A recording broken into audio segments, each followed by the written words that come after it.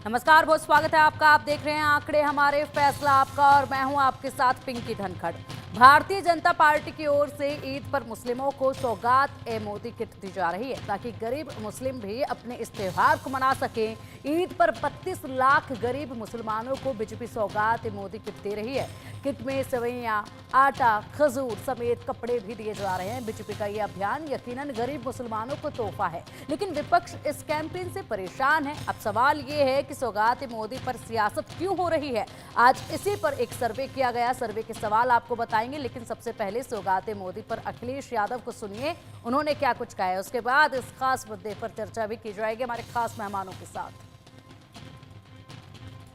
आपने कई मौकों पर देखा है बीजेपी और बीजेपी के खासकर खास लोग जो इतने सम्मान के साथ, इतने प्रेम के साथ त्योहार अगर मनाना चाहते हैं तो सभी त्योहार मनाने चाहिए। समाजवादियों का हमेशा ये पक्ष रहा है कि सभी त्योहार मनाने चाहिए, किसी भी धर्म के हों। खुशी की बात है कि भारतीय जनता पार्टी अब मनाने लगी है बड़े पैमाने पर, और भारतीय जनता पार्टी वो दल है, उससे अगर एक वोट मिल रहा हो कुछ करने से तो वो तुरंत परफॉर्म कर देंगे वो चीज। आम आदमी पार्टी के वरिष्ठ नेता सांसद संजय सिंह जी हमारे साथ मौजूद है। संजय सिंह जी, अब सौगात-ए-मोदी बांटा जा रहा है ईद पर बीजेपी की तरफ से, क्या कहेंगे सर? अच्छी बात है। आरएसएस के कार्यकर्ता, बीजेपी के कार्यकर्ता सारे मिलके सौगात-ए-मोदी के तहत हमारे मुस्लिम भाइयों को ईद की सौगात देंगे। लेकिन ये याद उनको 11 साल के बाद आई मोदी जी को। बड़ा लंबा समय लगा दिया उन्होंने।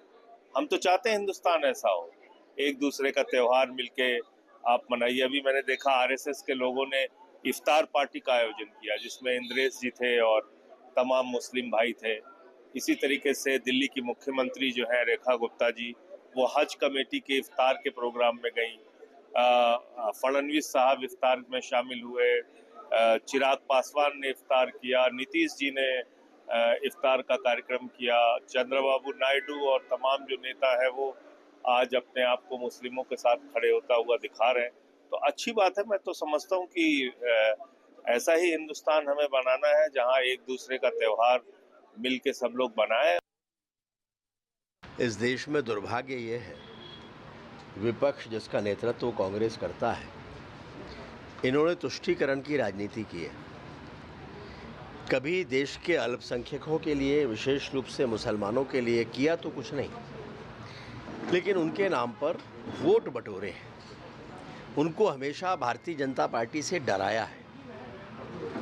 जब देश के प्रधानमंत्री कोई घोषणा करते हैं तो वो ये कहते हैं कि देश के संसाधनों पर पहला हक देश के गरीबों का है, फिर वो किसी भी जाति और वर्ग के क्यों ना हो।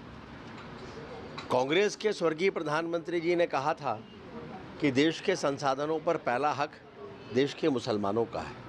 फर्क है, उन्होंने केवल कहा और किया कुछ नहीं। मोदी जी ने जो कहा वो करके दिखाया। तो इन प्रतिक्रियाओं के बाद अब रुक करेंगे सर्वे के सवालों का। सवाल पहला, ईद पर सौगात-ए-मोदी कार्यक्रम के तहत मोदी सरकार 32 लाख मुस्लिमों को एक स्पेशल किट का तोहफा दे रही है। इसमें आपकी राय क्या है? जनता की राय जानी गई तो इसमें 24% लोगों का कहना है कि सराहनीय कदम है।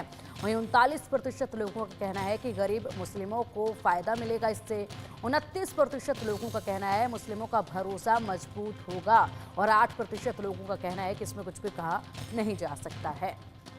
उसके बाद एक और सवाल सर्वे में पूछा गया, सौगात-ए-मोदी से विपक्ष को क्यों आखिरकार टेंशन हो रही है। इसमें 30% लोगों का कहना है कि आलोचना विपक्ष का काम है। 36% लोगों का कहना है वोट बैंक की चिंता सता रही है। 32% लोगों का कहना है कि सरकार की छवि मजबूत होगी, तो वहीं 2% लोगों का कहना है इसमें कुछ भी कहा नहीं जा सकता है। तो देखिए, सवाल अब कई हैं, क्योंकि एक तरफ तो यहाँ पर भाईचारे को मजबूत करने की दिशा में एक कदम है। जो इस वक्त हालात चल रहे हैं हिंदू मुस्लिम के, उनको पूरी तरीके से शांत इसमें कराया जा सकता है, और ऐसे में एक बढ़िया और सराहनीय कदम इसको माना जा रहा है। लेकिन बावजूद इसके विपक्ष जो है इसकी आलोचना कर रहा है, यानी कि विपक्ष जो है ये यहाँ आलोचना करके साफ तौर पर बता रहा है कि विपक्ष का तो काम ही आलोचना करना है। अब चलिए इसी पर चर्चा की शुरुआत करेंगे। चर्चा के लिए हमारे साथ हमारे खास मेहमान जुड़ चुके हैं। बीजेपी से प्रवक्ता अपर्णा दीक्षित जी हमारे साथ है। अपर्णा जी, बहुत स्वागत है आपका इंडिया न्यूज पर। और साथ ही कांग्रेस प्रवक्ता ईशान त्यागी जी हैं हमारे साथ।